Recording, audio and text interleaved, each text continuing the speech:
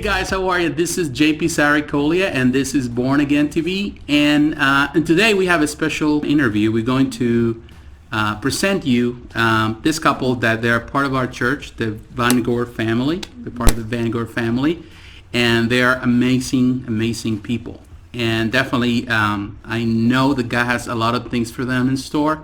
So I really want to introduce them to you, so that way you can get to know them and their ministry and the things that they're, what they're walking through right now on their journey, but also the things that God called them to do. So, welcome to Born Again TV. All right. Thanks for having us, JP. Thanks for having us, JP. Oh, thank you for accepting the invitation. Now, I want you to introduce yourself, and so that way the people are watching, they know more about you. And I'm going to start with Greg. Okay, so my name is Greg VanGorp. I'm from America, born in America. Yes. No, so I was actually born in Ohio, Mm-hmm. but my parents moved down to Savannah, Georgia when I was around the age of 3 to start a church. So my parents are pastors. I was pretty much raised in Georgia and was raised in ministry, raised in church. So I'm now 23, and this is my wife, Li-Ann. Yeah. So my name's Li-Ann VanGorp. I always want to say my maiden name, but we're newlyweds. So, but yeah, I'm from South Africa, and my parents actually moved. We moved to Dubai like 5 years ago. So I kind of grew up in South Africa and a bit in the Middle East, and then I came here as a missionary with a missionary organization, and then I met this guy, fell in love, got married, and decided to stick around. Good. Now, well, that's a lot of information. Very concise. That's good. And so you already said that how you met each other, and how technically that happened. How do you meet? Where do you meet? Okay, so you want the long version? Whatever Or version. the short version, because the actual version is really long. All right. You should just tell it.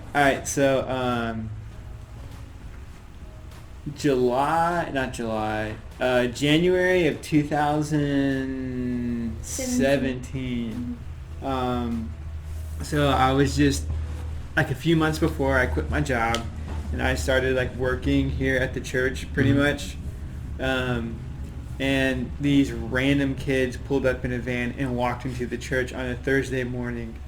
And so we started talking to them, and they're like, hey, we're from YWAM, we're, here in Savannah, blah, blah, blah. And I was like, YWAM? Is that like, what is that? And they're like, yeah, we're going back to YWAM, And I was like, that must be a country in Africa or something. I was like 20. That was like really dumb. And so I like had no idea what they were talking about. And then there's this girl talking to me, and she's like, yeah, we want to send like a missions team here, but we pretty much need a place for them to stay so they can do ministry in Savannah. Would your church be interested in hosting them? And I was like I was thinking, like, I'm going to like pretend to like think about it and then be like, well, I have to talk to our pastor and see what he says, because I couldn't just give him an answer. Mm-hmm. So I'm like in the middle of going, and like while I'm like this random thought just comes to me, do it. This is how you're going to meet your wife. So I'm like, yes. We'll do it. So they end up coming down. The team comes down, and I did a bunch of ministry with them. They let me do ministry with them and just hang out with them. And it totally blew my mind. So they're from Youth with a Mission, which is like a missionary organization. And so I developed good relationships with them, good friendships with them. And they started inviting me up to Charlotte, North Carolina, because that's where their base was from. So I started doing ministry with them there, and then they kept sending teams down here. And then they're like, hey, we're having a conference for like a ton of YWAM bases are coming to our base, and there's going to be about 100 people there, and we need a drummer. Can you come play? And I was like, oh, heck yeah, dude. Freaking love YWAM. Everyone's awesome. So I loaded up my drums, drove up there, almost got in 2 wrecks in my dad's truck because everyone slammed on brakes in front of me, and I just swerved into the median And so I'm driving, and I'm like 30 minutes or like an hour away from the destination I'm supposed to get to. And I'm like driving on like all these like country back like corn roads or corn roads. Corn roads. And I'm driving, and I see this van with all these college kids walking around this cornfield, and I was like, what are these people doing, man? Like, what are they doing? Like, out here in the middle of nowhere. And I was like, what if they're YWAMers going to where I'm going? And I was like, no, there's no way. And then, like 30 minutes later, I was driving, and then I stopped at a stop sign and looked over to my right and saw a girl standing on the side of the road, which was Li-Ann. And so I looked over, saw Li-Ann just randomly standing on the side of the road by a stop sign. And then I looked and I saw another van with a whole bunch of other college kids, and I was like, dude, they gotta be YWAMers. But when I saw Li-Ann, I was like, hey girl, you know, I was like, she looks pretty cool, you know, kind of thing. So then I go to this conference, and then I get there, I unload all my stuff and set up, and then later that night, I meet some people from the Florida or YWAM Orlando base in Florida, which is where she was from, and she was doing her first school. So I meet the leaders of her team, and they're like, yeah, we came up, you know, blah, blah, blah. And I was like, were you guys stopped on the side of the road? And they're like, yeah. And I was like, oh, I saw you guys. And I was like, that means that girl's here. So I met her at this conference. I met her the next day.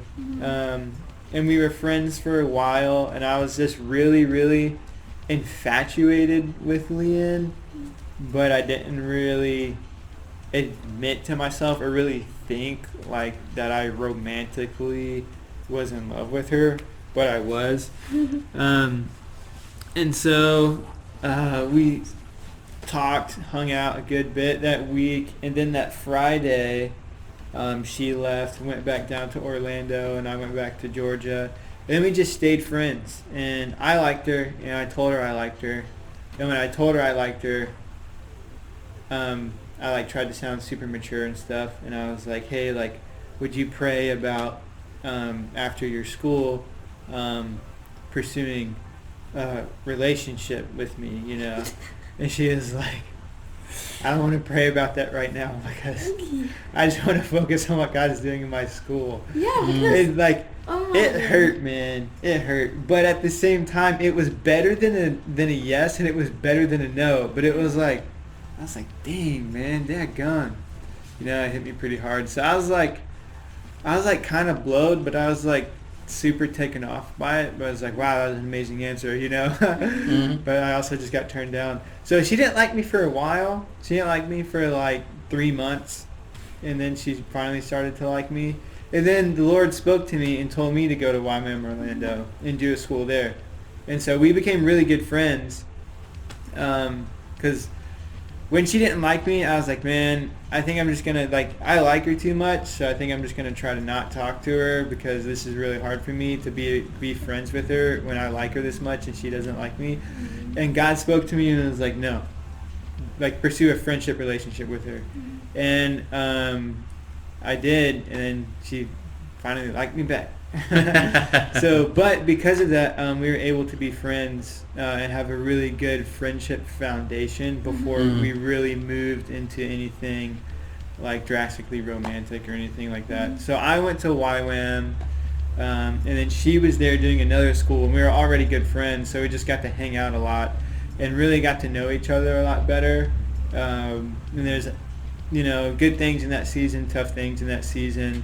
And then for my missionary portion of that school, I went to South Africa, and I actually went to the city that she was born in, which was crazy. Yeah, you know, it was pretty crazy. So, yeah. Is there anything you want to say about how we met? No, you pretty much summed it up right there in a little nutshell. Yes, you did. Now, what are you right now doing? Now that, of course, you're married, and what kind of ministry are you doing right at this minute? So right now, I would say ministry of helps. Yeah. So for those of you who don't know, my dad has been battling cancer since 2017.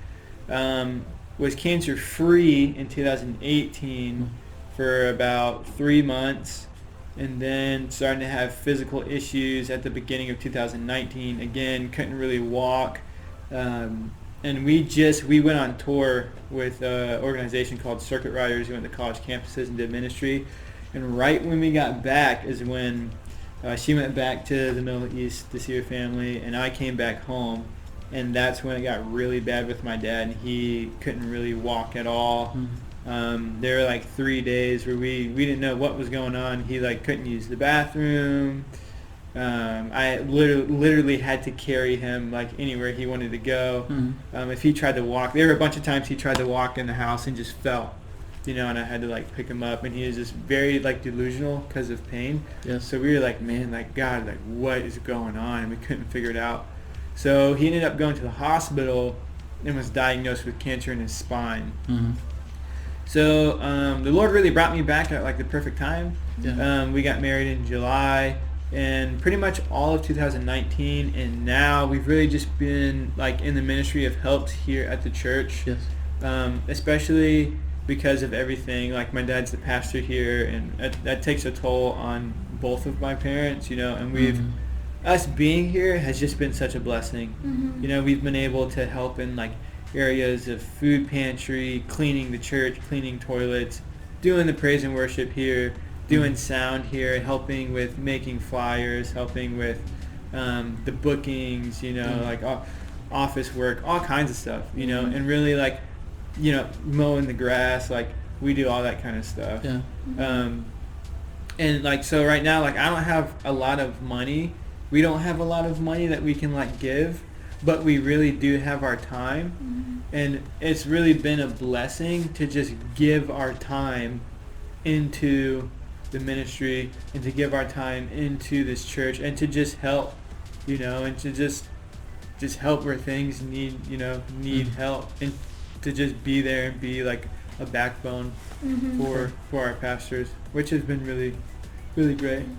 I also think in this season of just serving at the church, I think it's in those seasons of servanthood that God really builds character in you. And I think that's one of the most important things that we as a Christian can have is good character. And so it's been a journey, but it's been really good, because I would much rather have good character than be on a platform where I don't have good character, So it's been really good. Good. And so now bring me to this question. I know like you are so involved in ministry and helping in so many different areas here in church, but also you have a heart for other ministries and other areas. What do you envision? What is it that you envision right now moving forward in your ministry? Do you have any idea, or at least you're pursuing certain things? Are you doing, where's your heart right now, and what ministries?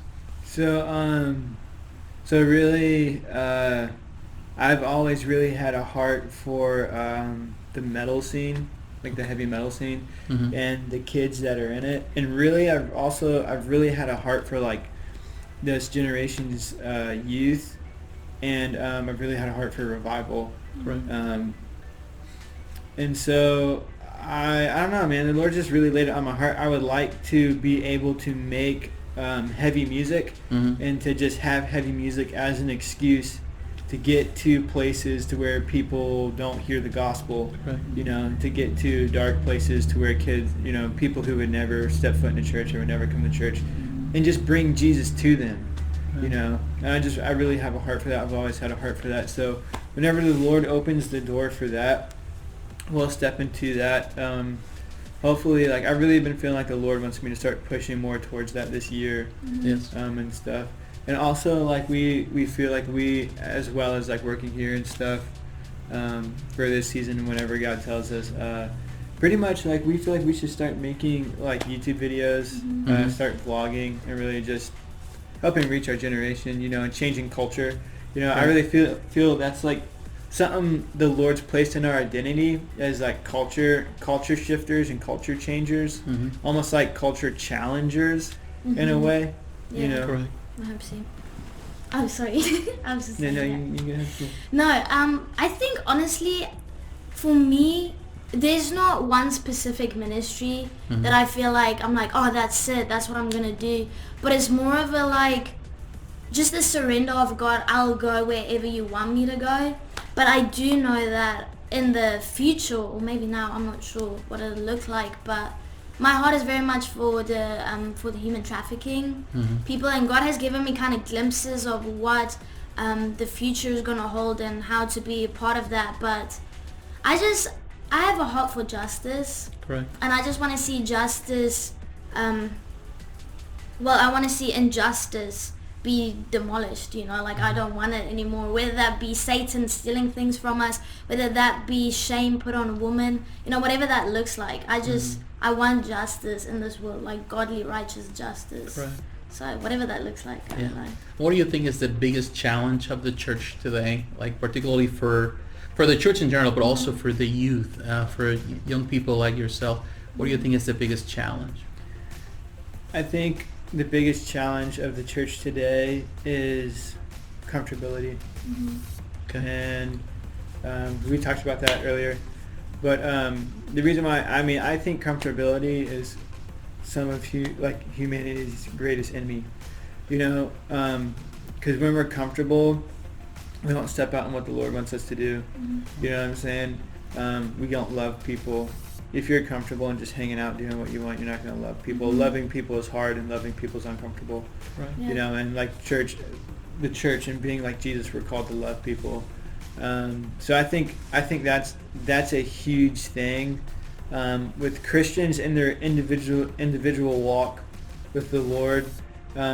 Even me, like not being stagnant, staying out of our comfort zone and getting pushed out of our comfort zone and just growing in the Lord and steadily moving forward and growing. It doesn't matter like what level you are with the Lord, as long as you're not stagnant and as long as you're growing, like however long you've known the Lord, as long as you're growing. I also think another huge issue in like the church globally or the church in America is the disconnect between elders and young people. And the reason why I say that is because there is a huge disconnect. Like either the elders ostracize the young people, or the young people ostracize the elders, or just not even elders, just older people. And I really think the church has missed how important it is for older people and the older generations to be mothers and fathers and to pour into and to disciple the younger generation, and how important it is for the younger generation to look to the older generation for guidance, and for wisdom, and just that unity of like one force working together. And instead of something like if a movement happens or something happens, like, oh, that's an old people thing, or oh, that's a young people thing, it's a God thing, and we should all be a part of it. Something I've seen a lot is just with either older generations or people who are like kind of like one-dimensional or have been raised in a certain way. God starts doing something new, which is always uncomfortable and it's always challenging, and people look at it and they're like, well, God never did it like that, when I've experienced it, so that's not God, or just I'm not stepping into that. I'm not going to step into that and experience it because God's never done it like that with me before. But if you look into the Bible, like God's always doing something super crazy that he never did before. Like even like with Moses and the children of Israel in the desert, like one time God told Moses to strike the rock, the next time he told him to speak to the rock. The same thing happened, but he didn't do it in the same way. And this, with anything else in the story, in the Bible story, God's never doing the same exact thing. He's never doing the same exact thing. He's always doing something different, and he's always doing something new. And it's a totally different experience with everybody. Right. Like what if John the Baptist was like, I'm not doing this crap. That's not how Moses did it. That's not how that's not what God did in Elijah's time. You know what I'm saying? He would have hindered, himself and missed everything God had for him.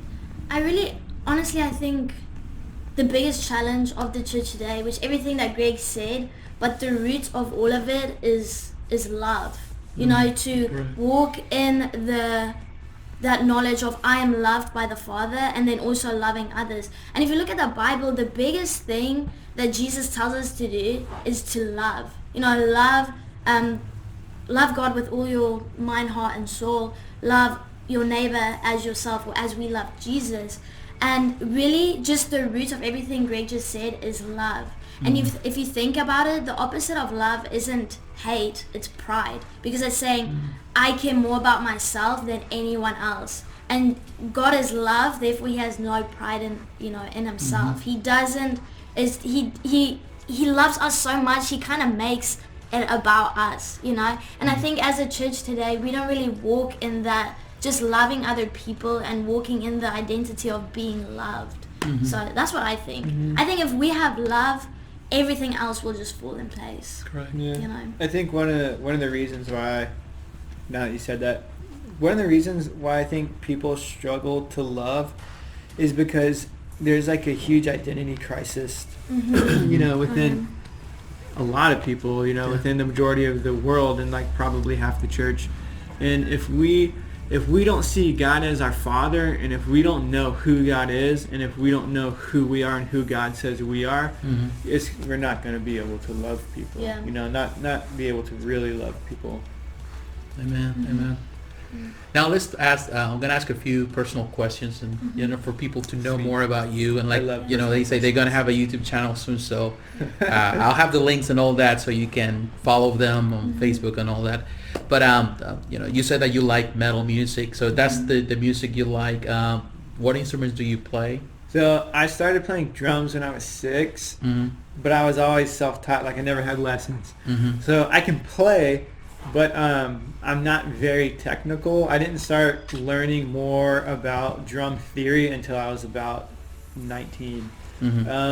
So I play drums. Drums is my main instrument. Drums is my favorite instrument. I picked up the guitar when I was around 12, but I haven't practiced for an hour every day, so I still can't shred. So I can play decent. Like I'm an established guitarist, but I'm not like a guitarist, you know. Because I can play guitar, I can play bass guitar. But right now, like I really feel like the Lord wants me to start working more on my vocals. Okay. And I feel like I should be a vocalist. So, and heavy metal is my favorite. I don't know. I think it's just something the Lord put in me. I know like other people don't just really like that style of music, but I think it's just something the Lord put in my heart. I really like metal. Like I love metal. Metal is like my all-time favorite. I love metal. When I play music, I love to play metal. When I listen to music, I listen to metal. So I just really like it. I don't know. So what's your favorite music, Li-Ann? What kind of music you like? I like everything. So that works out well for Greg because I don't mind listening to metal. Actually, lately I've been listening to a lot of metal. I've been to metal shows. Actually, we were in the gym and they were playing like rock. Yeah, over the Li-Ann speakers. goes and grabs a speaker and turned on death metal. And I was working out the this short blonde girl who's working out the death metal, like blaring it on a speaker. Yeah. So. But honestly, I like everything. I like jazz. I like classical. I don't like country. I'm sorry if there's anyone who really loves country, and that's all good. But I do not like country. Now that we're going into the country music, which is very typical around here, but what is it that I know, like the fact that you are from South Africa, so I know it's a culture shock, you know, coming to America. Although there's a lot of things I imagine that they're the same over there, but what are the things that you are, I would say, struggling now living in America? The things that they're the norm for us, but not necessarily were the norm for you, or not the norm. Adapting to what has been I would say the biggest challenge for you. I think definitely the food, because bro, there's just so much sugar, especially here in the South. There's so much sugar. Rice every day. Bro, there's so much sugar in everything here in the South. Like sugar, and everything's fried. Like for me, I love vegetables, and the vegetables here is coated in butter. And I'm like, this is not a vegetable, okay? This is butter soup. But Butter soup. no, but apart from that, which I really hope I don't offend anyone right now, but I think something in the American culture is this whole thing of like you can't say anything that offends someone else. Mhm. And this sounds really bad, but Americans really they're a bit sensitive. Yeah. You know, and in South Africa, everyone is super straightforward. You say what's on your mind, and you say it like it is. You know, there's no sugar coating. Mm-hmm. Also in the food, but but it's hard for me because to me, it's like I have to be so careful of like not saying something that hurts someone that's not politically correct. Correct. And I'm not like that. So when I came here and I just started being straightforward, people were really shocked. They were like, Li-Ann, you are a very straightforward person. I'm like, you know, but I like it that way. I'd much rather just have a genuine conversation about how we feel than me trying to not hurt your feelings. Correct. You know? And what is it that you, now going to the opposite, what do you like about America? I love that Americans have this mindset of anything is possible. I can do anything and I can achieve it. Like the dreams in America are so ambitious, you know, Yes. and it's really kind of pushed me to dream bigger and just kind of have no limit. Correct. Like what can I do? You know, I can do anything in America, so I love Yes. it. Yeah. That's good. Now, like you were talking about food, what are your favorite foods, like things that you like to eat? I know her favorite food. What I is don't it? know if sushi. Yeah. Oh, I love sushi. I don't know if I have a favorite food, man. Pizza. 100% your favorite I is like pizza. I don't know if it's my favorite. One time I ate 16 hot dogs though. No, you love pizza. But, I You mean, always want to eat pizza. Yeah, but it's probably not my favorite food. Maybe don't know. steak. I don't know. Oh, yeah. I like Fair steak. enough. I think that's a man thing. Yeah. Yeah. I love didn't used steak. to like steak when I was a kid. One time my dad cooked me a steak when I was like 12 and I went and made a peanut butter and jelly sandwich. He was like super pissed. He was like super mad at me. Man. So what other hobbies you have? You know, besides of course your church ministry, you're involved in all of that, but you know, like everyone else, you have a normal life. What kind of hobbies do you have besides, you know, anything? What you do? Well, we've developed a new addiction to Fortnite. Yeah. So- You like Fortnite? No, I mean, Which is Fortnite's apparently okay. not that popular among a lot of people. No, everyone loves Fortnite, but they're all ashamed of it, so they pretend they hate That they it. don't. That's true. Yeah, That's true. that's true. That is true. Everyone loves Fortnite. I love Fortnite. So you Yeah. like gaming, okay? I mean, Yeah. it's so hard though, man. I suck at that game so bad. It's so hard. We work out Okay. Yeah, we do. regularly. We like to try to stay fit and healthy. Mhm. I would like to be like super jacked this year. If I could get super jacked. But I'm doing a Daniel fast right now, so. So that's not gonna happen. Yeah. For now. Yeah. Also, I'm actually learning. I'm trying to teach myself the piano, Okay. which is hard because I don't know anything about the piano. Mhm. So trying to teach yourself something you don't know, it's kind of hard. Yes. But YouTube, it's man. exciting. Yeah, YouTube has a lot. So I've been trying to learn piano. Okay. What kind of movies do you like? Oh man, Oh. I love Marvel movies. Greg Like Marvel loves. I love No, superhero DC as movies. well. Yeah, superhero I like movies. superheroes. Mm. Superhero movies are perfect for the gospel. Like, oh man, and maybe if I'm like 45, if I like become a director, I would love to direct Star Wars movies Oh. and superhero movies because they're perfect for the gospel, man. Like, I went and watched Thor Ragnarok, Mm-hmm. and you know the part where like he sees his dad and he's getting the crap beat out of him by his sister. And he's like, My Dad, sister. I can't beat her. She's too strong. And he's like, I'm useless without my hammer. And when Odin Uh-huh. is like, what did I make you, Thor, god of hammers? It just like hit me, man. It hit me, and I was like, Thor's whole life, he's placed his identity and his giftings and his talents, and not in who his father says that he is. And I was like, man, like we do that as Christians, you know, like I've placed my identity in being a drummer, you know what I'm saying? So, well, what happens when you butcher a whole drum solo in front of everybody? Like, you know, like your identity's in that, you know, but our identity doesn't come from that. It comes from the Father. So like, Marvel movies, I really like action movies. Honestly, I love like mysterious crime movies Yeah. Okay. and detective movies like Sherlock. Like the movie Mhm. on the train. Bro, Sherlock is just, I love it. I've seen all of the Sherlock TV shows, Mm-hmm. all of the movies. Okay. Do you like The Office? Yeah, do you like? I watch it a couple times, but I'm not, I would say, a big fan of it. Right. Do you love The Super dumb. Office? Yeah. I mean, Look, it's so there's dumb, but it's Yeah. some of it's really dumb. It's almost not worth watching the funny parts, but some of the funny parts are really, Really funny. funny. Really funny. Yeah. Yeah, because they have But like it gets dry better humor. as it goes on. Yeah. Yeah. It's kind of my humor. You like that type of humor? Okay. Yeah, Oh, yeah. kind of. Yeah, you do. I don't know. I like it, but my humor is I think my humor is very widespread. Yeah. What other TV shows do you like? We don't really watch Yeah, TV I shows. watch TV. Pretty much just play Fortnite now. Yeah, pretty much I play It's Fortnite. Besides Fortnite, do you like any other type of games? What Yeah. kind of games you like? When I was a kid, I really liked Battlefield. Mhm. Started playing Halo when I was like 13 because all my friends had it, but I don't really like Halo that much. I like it, but I'm not really. There's too many pros and cons about it. I really liked Battlefield when I was a kid. I really like the new Modern Warfare. Okay. I really like it. Yeah. How about you? Besides that, you like any other Well, okay, games? so I'm a new gamer. That's Uh-huh. how I would say I am. Yeah. I'm a new gamer because Okay, wait. This is how I got. Okay. Yeah, So first, no, like, no, I let me couldn't explain. get Li-Ann to play. yes, let me explain. So there was a time. It was when we got engaged. Actually, No. Greg. Isn't true. You see, again, this is the thing. When me and Greg started dating, we were both in missions, so we didn't have a lot of downtime. Correct. You know, Yes, we you're were just constantly doing something. Yes, like, and then- constantly, like never watched a movie. yeah. Never And did so anything. when we came back, we had all this free time.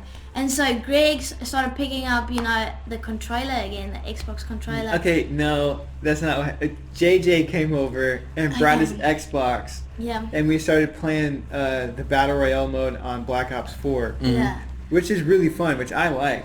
Okay, but so Greg would start doing this more and more, and then I was No. like, hey, No, we would this play. is my We would perspective play as for a an female. hour or like 30 minutes, which was like 2 games, and then For a I get female, off. that's a lot. And Li-Ann would be like, "You've played for so long.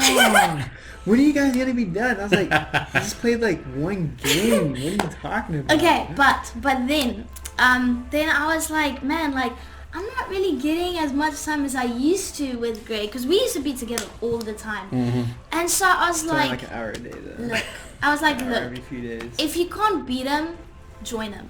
Yes. So then I was like, okay, let me try this out. And we started off with playing against bots. 'cause No, I first- cannot. No, I got you hooked.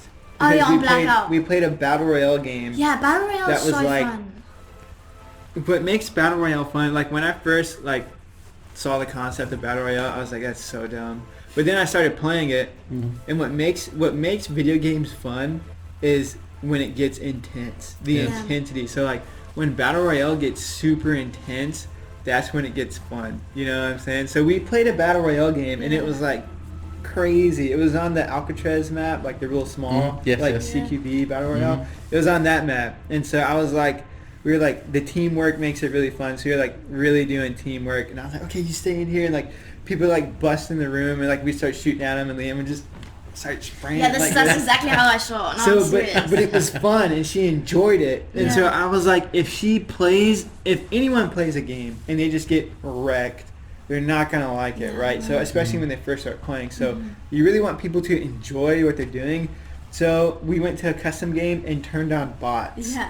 So Li-Ann could just get used to Yeah. playing against bots, and then she started enjoying it. Yeah, because then I was like, oh, I'm actually killing people, you know, Mm. imaginary people, and so I was like, this is kind of fun. And then I just would start being like, hey, Greg, can we go play Call of Duty? And he'd be like, really? Like, yeah. And so, but Yeah. only Call of Duty and Fortnite. I'd say those are the only two. Only two. Halo, I do not like She hates Halo Halo. at all. Well, now let's go back to more serious matter. Well, Yeah. coming almost to the end of this video, but what would you advise a person like in your case, like your age, or probably newlyweds, or they're single and early 20s, perhaps in college, or planning to go to college, or they don't know if they want to go to college, but they have a heart for, to follow God, to serve, and they have this passion for, to do to do what God called them to do. What would you advise to them? What would be your advice and recommendations to them in this stage of their lives, based on So- also on your experience? Yeah. I think one of the biggest things in life that regarding like this kind of question that's hard for people is everyone gives you so many opinions of what they want you to do with your life, you know, what they think you should do. And it's hard, especially like when I was like graduating high school, everyone was like, yeah, what college you going to, what college you going to, what college you going to, you know, what are you doing with your life? And I was like, I don't feel like I don't want to go to college, you know, like I don't want to go to college, like I don't feel like I should go to college. And everyone acted like I was an idiot, you know what I'm saying? So, and then like, you know, so I think that what makes it hard is the opinions of man. And in the end, I mean, if you like live your life for the acceptance of people, you'll die from their rejection. I know like everyone says that, but it's super true, because you'll never be able to please people with your life, you know? So I think the most important thing is not being concerned with what people think they should do or what people think you should do with your life, and really following the Lord on exactly what you should do. Because if you think about it, God loves us more than we love ourselves. And God knows us way better than we can ever know ourselves. So A, he's going to know what's best for us. B, he wants us to have a better, amazing, crazy, radical, awesome life more than we want to have that. So why would we not follow God's plan for our life, you know, if that's the best possible plan? Right. So I mean, like really, like God's placed dreams and desires in everyone's heart, and really following the Lord and seeking the Lord on what exactly you should do with your life. And a lot of you know, people, you know, we look at our lives and we're like, well, what does God have for it? Like the call on my life, we always look at it as something in the future, but something like no one ever talks about is God has a plan for our life right now. You know, God has a plan for our life today, you know, in this moment, you know, and us right now talking and having, you know, this interview, like God always has a plan for everything. God has a plan for our life, and God has a destiny for us. So really seeking the Lord and what exactly you should do, you know. And with my life, with everything from graduating high school to what I should do next, to if I should pursue this girl I knew named Li-Ann, you know, who ended up being my wife, like everything was just, I would seek the Lord and just ask the Holy Spirit before I made any like major or minorly major decisions, and the Lord just really guided me. And when I was younger, I was really concerned with like, is this what God wants me to do? Like, I really don't want to think I'm doing what God wants me to do, but do the wrong thing. Like, I don't want to miss God. And I really think like, because I think like me saying that, a lot of people can be like, oh, I'm not sure exactly what God wants me to do. But you only miss God when either you're being super passive and stagnant and you're not trying to grow, or you know what God wants you to do, but you're not stepping out and you're not doing it, you know. So I think the most important thing for anyone would be to seek God's plan for their life, and to follow the Lord. You know, follow the Lord, love God, and make God known. Yeah. You know? I think I would say, honestly, exactly the same thing, because I had this plan for my life, you know, before I truly started a relationship with Jesus. And I look back at that plan and I'm like, it was so small. You know, it was so like just minuscule to what I'm actually living right now. Because God has such crazy adventures. Like ever since I followed God and just living for Him and making it not about myself but about Him, He has given me such crazy adventures. Like it's just insane. And I think the biggest thing that I would ever say to anyone, no matter what your age, is that when you die, God is not going to ask you what other people think about you. He's not going to say, oh, JP, what did other people think about you? Did they like you? Did you please them? You know, He's not going to ask that. He's going to say, am I pleased with what you've done, with what I've given you and what you've done with that? Right. And that should be our perspective in everything that we do. Am I pleasing God with what I'm doing right now? And pray about everything. God, am I supposed to do this? God, am I supposed to move here? What am I supposed to do? Just follow God's dreams for you, because our dreams are way too small for ourselves. Correct. You know. Amen. And you already have a YouTube channel, or you're working towards creating one? Yeah, Okay, we're wait, did you working make to. one? Yeah, we're working towards creating one. We Uh-huh. don't have any videos or anything. No, yeah. Okay. Yeah. Do you have a, in this case, a GoFundMe account or anything like that? We have a PayPal. PayPal. Okay. Yeah. I'll have those links for whoever is interested. But before we go, I would ask Li-Ann to actually lead us in prayer and pray for whoever is watching, whatever they're going through. Maybe they're young, or whatever age they are, and they probably are watching this because they also have questions and they want to serve God. So if you can pray for them, and so God can bless them and Yeah. open their eyes and lead them and through their questions and also through their journey. 100%. Okay. God, first of all, I just thank you so much for just this opportunity to be with JP and to just have fellowship and talk about what you've put on our hearts. God, I just ask that this video would be encouraging to the people that watch this. Yes, Lord. That it would speak life into the people.